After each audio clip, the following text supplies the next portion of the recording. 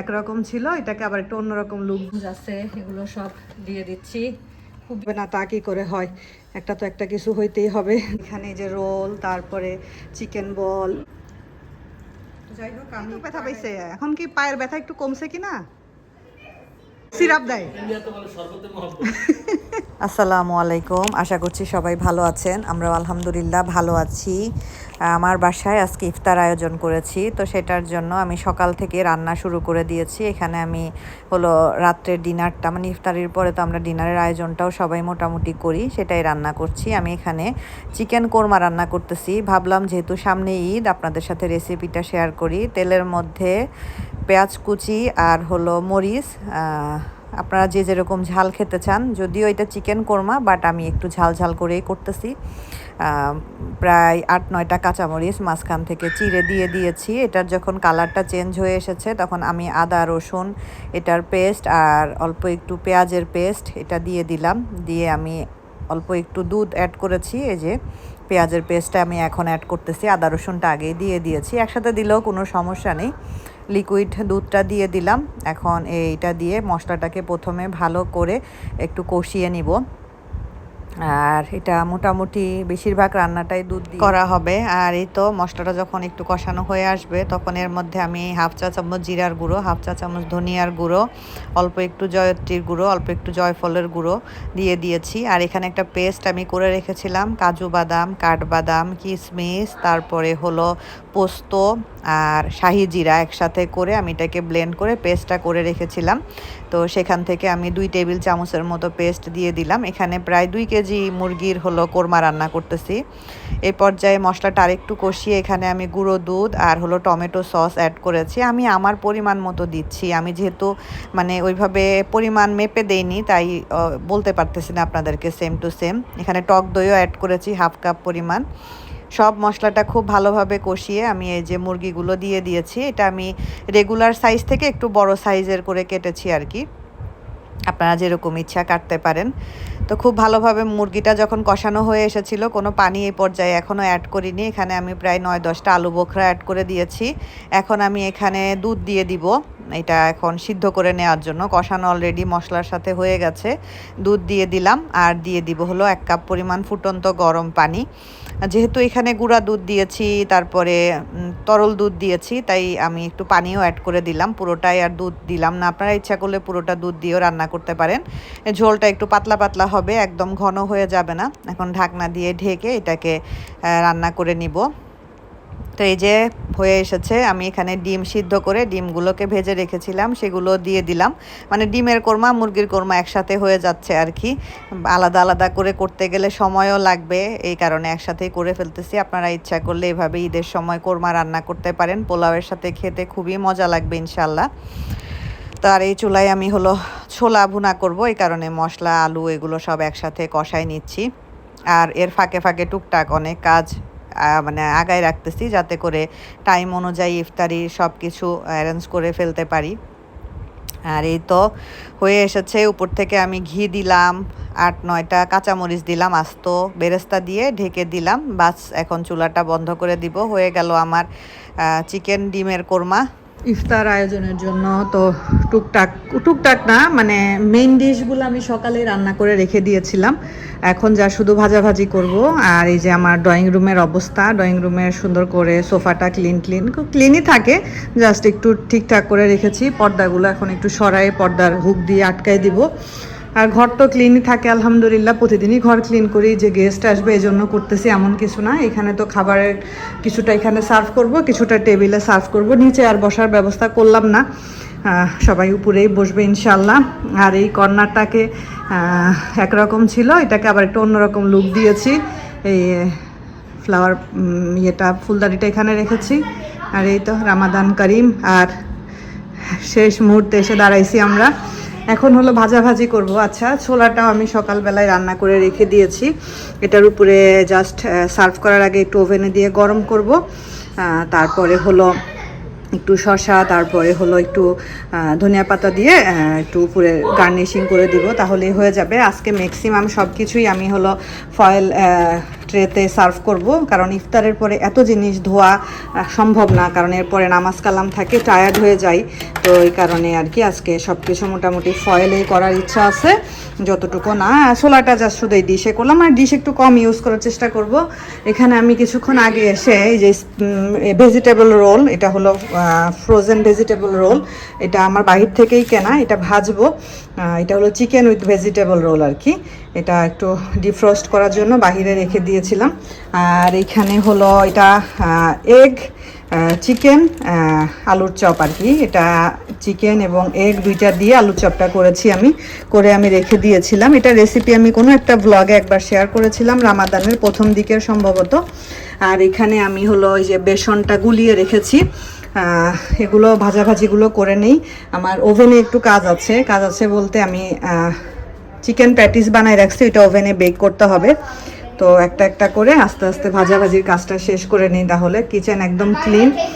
আর এইখানে রেখেছি পোলাওটা রান্না করে রেখেছি, এই যে সাদা পোলাও, এটা রান্না করে রেখে দিয়েছি গরম গরম। এটা আসলে কেউ খায় না, সবাইকে প্যাকেটই করে দিতে হয়, কারণ খাওয়ার আর মুড থাকে না ইফতার করার পরে। আর এই যে এখানে চিকেন কোরমা উইথ এগ, এই হলো আমার আয়োজন। আর ভাজাভাজি যা করার সেগুলো আপনাদের সাথে শেয়ার করব। আমার কিচেনটা একদম নিট অ্যান্ড ক্লিন। আর আমি আজকে একটা কনডেন্স মিল্ক দিয়ে একটা শরবত বানাবো, ইনশাআল্লাহ এটা রেসিপিটা আপনাদের সাথে শেয়ার করব।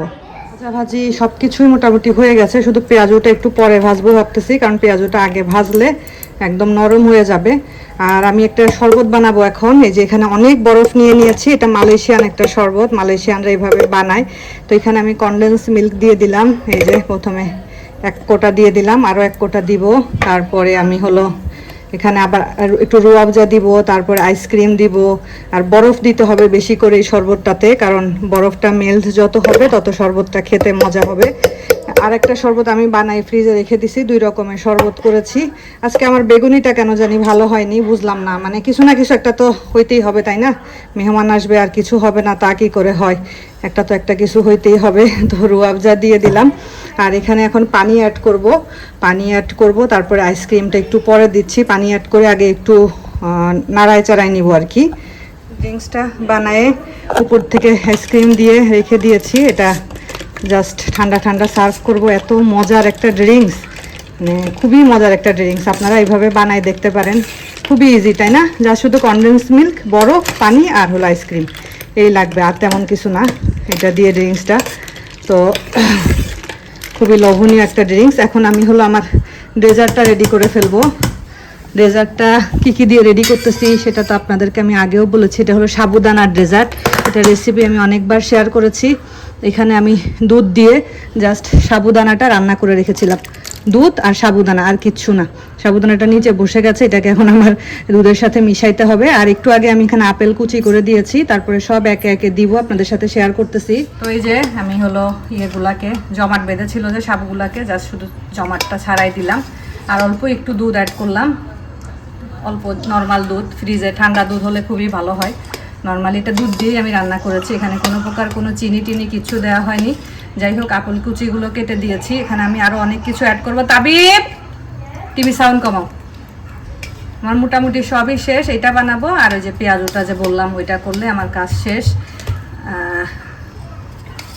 এই তো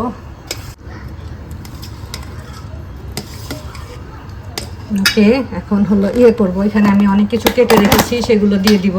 এখানে খেজুর আছে, তারপরে হলো আঙ্গুর আছে, তরমুজ আছে, এগুলো সব দিয়ে দিচ্ছি। খুবই মজা হয় এটা খেতে, খুবই মজা। আরেকটা নতুন জিনিস আজকে আমি অ্যাড করব এখানে, সরি এটা না আমি আনতেছি, এটা তো সস নিয়ে আসছি, এটা না আমি আনতেছি। তার আগে এটা একটু অ্যাড করে এটা দুইটা ফ্রিজে রেখে আসি। এটা হলো এই যে কি জানি বলে জেলো, এটা হলো ম্যাঙ্গো জেলো, পিকলের মতো। এই জেলোটাও দেওয়ার চেষ্টা করবেন। আর একটা জিনিস আমি দিব, সেটা আমি আপনাদেরকে দেখাচ্ছি। তো কালারফুল হয়, এটা অনেক কালারফুল হয়, দেখতে এত সুন্দর লাগে। তো এই দুইটা একটু রেখে আমি আর একটা নিয়ে আসতেছি। আর একটা জিনিস, এগুলো হলো নারিকেল, মানে কচি, একদম কচি নারিকেল, সেগুলো স্লাইস করে কেটে রেখেছিলাম, সেটা দিয়ে দিলাম। আর অ্যাড করব হলো অল্প একটু রুয়াবজা, যা শুধু কালারের জন্য। এই বছর একটা রুয়াবজা দিয়ে হয়ে গেল, যেহেতু আমি তোষানের বাবা খুব একটা খাইনি, যা খাওয়া তোষানই খেয়েছে রুয়াবজা, আমরা খুব একটা খাই নাই। এই যে কি সুন্দর কালারফুল হয়েছে দেখেন, খুবই সুন্দর কালারফুল হয়েছে। ঠান্ডা ঠান্ডা খেতে এটা যে কি পরিমাণ মজা হয়, কোনো প্রকার কোনো চিনি টিনি কিচ্ছু না। আপনারা যদি জেলিটা না দিতে চান তাও না দিতে পারেন, কোনো সমস্যা নেই, জেলি না দিলেও কোনো সমস্যা হবে না। এই যে খুবই মজার একটা ডেজার্ট। এটাকে আমি এখন ফ্রিজে রেখে দিব। এটা জাস্ট ইফতারির পরে ঠান্ডা ঠান্ডা ইনশাল্লাহ সার্ভ করবো আর কি। এই যে ঠিক আছে, এই যে আমি আমার পুরো টেবিলটা সাজিয়ে ফেলেছি। যদিও বা টেবিলে এগুলো সব রাখবো না, কিছু এই যে এখানে ফাঁকা জায়গায় ট্রান্সফার করব, তাহলে টেবিলে বসে খেতে সুবিধা হবে। আর হলো কি জানি বলে কি করেছি সেটা তো আপনাদের সাথে আমি শেয়ার করেছি। এগুলো এখনই ওপেন করতেছি না, ওপেন যখন করব তখন আবার একটু শেয়ার করব। আজকে আমার বেগুনিটা খুব একটা ভালো হয় নাই, এজন্য আমার মনটা একটু খারাপ। যাই হোক, আর বাকি সব আলহামদুলিল্লাহ ঠিকঠাক মতোই হয়েছে। এই জুসটা বা এই ড্রিঙ্কসটা আশা করি খুবই মজা হবে। আর এখানে একটা ট্যাং, তারপরে মিন্ট আর হলো চিনি দিয়ে একটা শরবত করেছিলাম সেটা আছে। তারপর এখানে একে একে কি আছে সেগুলো আমি আপনাদেরকে পরে দেখাচ্ছি। এখন আমার কোনো মেহমান এসে পৌঁছায়নি, যে তোষানের বাবা আর যে তাবিব বাহিরে দোল খাচ্ছে। এখানে সুন্দর একটা ফ্রেগনেন্স দিয়েছি, এই যে এটা দিয়েছি, এটা হলো খুব সুন্দর একটা ঘ্রাণ আসবে। এটা হলো ওই যে যারা আপু আমাকে গিফট করেছিল। তো সব কিছু সুন্দর গুছানো গাছানো। এখন জাস্ট শুধু আমি একটু অজু করব, অজু করে এসে বসবো, তাহলেই হবে আর কি ইনশাআল্লাহ। এই তো আমি এখানে একটু ওই যে আমার ফ্রেগনেন্স আগরবাতিগুলো জ্বালাই দিছি সুন্দর একটা ঘ্রাণ আসার জন্য। আর এখানে যে রোল, তারপরে chicken ball with French fry আগেই ভেজে রাখছি, তো নরম হয়ে গেছে, কি আর করার। এই যে আলুর চিকেন এগ চপ, বেগুনিগুলো আমার কাছে মন মতো হয় নাই। প্রতিদিন বেগুনি এত সুন্দর হয়, আর আজকে বেগুনিগুলো সুন্দর হয়নি। এই যে পেঁয়াজু, তারপরে প্যাটিসটাও নরম হয়ে গেছে, কারণ আগে করে রাখলে এগুলো এরকমই, মানে গরম গরম না খেলে এইসব খাবার ভালো লাগে না, কিন্তু কিছুই করার নেই। যাই হোক, এই যে এখানে রাখছি, এখান থেকে সবাই ইনশাআল্লাহ নিবে। তারপরে এখানে হলো ছোলাটা আছে, এই যে ছোলা, ও আচ্ছা মুড়িটা নিয়ে আসো তো। এই যে খেজুর, তারপরে শসা, তারপরে ফলের মধ্যে তরমুজ আর আঙ্গুর রেখেছি। আর এখন জুসগুলো হলো ঢেলে নিব আর কি।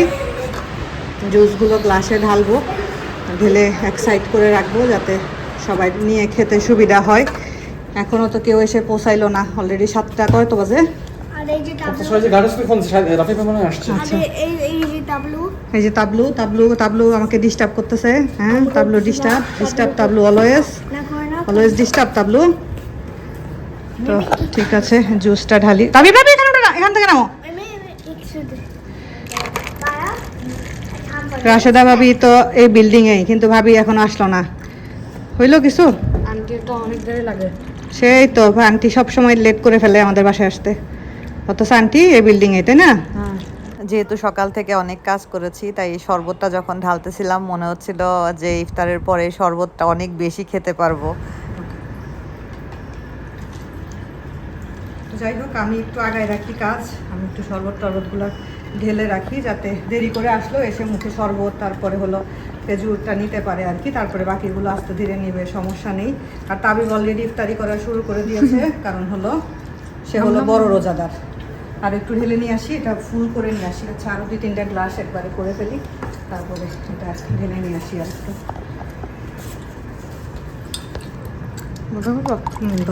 এটা কে? কই দেখি। জায়ান, এই যে আমার বড় মেহমান চলে আসছে। নান্না কোথায়? নান্না বাঙ্গা। বন্ধু কোথায়? বন্ধু বাঙ্গা। সবাই তোমাকে দেখে বাঙ্গা চলে যায়। ওরে বড় বড় টি শার্টই তো ভালো লাগে রিয়া।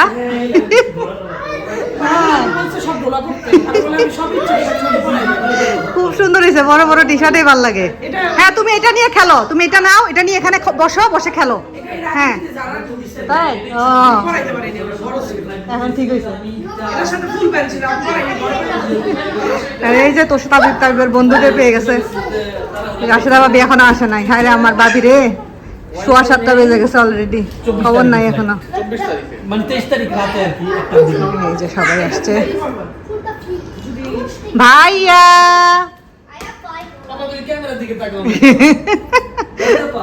লজ্জা পায়, লজ্জা। ওরে বাবারে ভাবি বাড়াবাড়ি করে দিচ্ছে। এটা আর কি পছন্দ করি।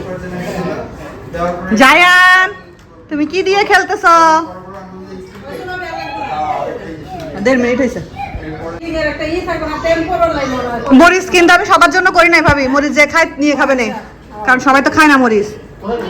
বেসনটাই হয়নি ভাবি আজকে, বুঝছেন আমার বেসনটাই সমস্যা হয়েছে, এই জন্য আমার মানে বেগুনি গুলা এরকম হয়েছে,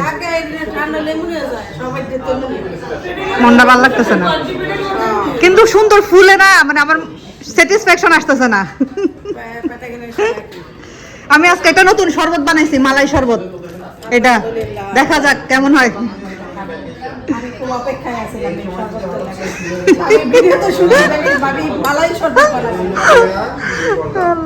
বানাইছি যারা পুরো এখনো এসে পৌঁছায় নাই, আমি আজকে খালি পানি খাবো ভাবি, বুঝছেন আমার এত পানি পিপাসা লাগছে প্রচুর। কে না কালকেই তো ব্যথা পাইছে, এখন কি পায়ের ব্যথা একটু কমছে কি না? ব্যথা তো পাইছেই কালকে। ও ইনজেকশন দিছে, ওরে আল্লাহ। দেন আমারটা বাইরের না ভাবি, আমি সব খাবো না, আমি যা শুধু হয়তো বা দেখছেন ইয়েও নরম হয়ে গেছে প্যাটিস, ওদিনকে কি সুন্দর খাইছেন না, ওদিন কি সুন্দর একদম গরম গরম খাইছেন না। তো এই যে জায়ানকে দেখতে পাচ্ছেন, ওকে যে আমি খেলনা বের করে দিয়েছি, ও সুন্দর একা একা নিচে বসে কার্পেটের উপরে যে এগুলো বের করে খেলা করতেছে। মাশাল্লাহ বাচ্চাগুলো আসলে দেখতে দেখতেই বড় হয়ে যায়। ওই দিন দেখলাম জায়ানকে এইটুকু, আর জায়ান দেখতে দেখতে মাশাল্লাহ কত বড় হয়ে গেছে। মানে কি বলবো, আমি তাবিব তোষানকে দেখলেই মাঝে মধ্যে অবাক হয়ে যাই, যে তোষানকে দেখলে বেশি অবাক হই যে মাশাল্লাহ তোষান কত বড় হয়ে গেছে, আলহামদুলিল্লাহ। তো আমরা যে ইফতারি করতে বসে পড়েছি, আপুরা তো এখনো এসে পৌঁছাতে পারেনি, রাস্তায় অনেক জ্যাম, যেখানে আপুদের বাসা থেকে আমাদের বাসা লাগে 20 মিনিট, আপুদের প্রায় 2 ঘন্টা থেকে 2.5 ঘন্টা সময় লেগেছিল বাসায় আসতে আর কি, আমার এখানে এত ট্রাফিক ছিল। তো আজকের মতো বিদায় নিচ্ছি, সবাই ভালো থাকবেন, সুস্থ থাকবেন। নেক্সট ব্লগে বাকিটা শেয়ার করব ইনশাল্লাহ, আর কি কি করলাম, কি কি গিফট আদান প্রদান করা হলো আমাদের মধ্যে। তো আজকের মতো আল্লাহ হাফেজ।